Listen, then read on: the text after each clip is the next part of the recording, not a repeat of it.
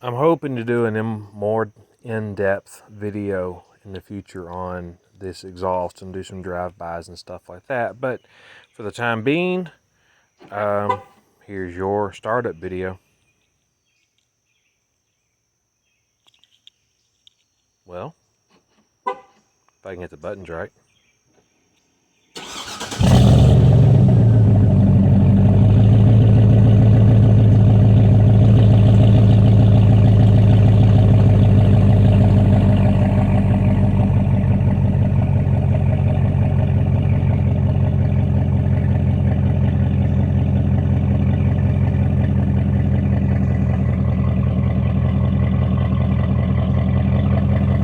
Nothing like a big pipe to give you a lot of depth.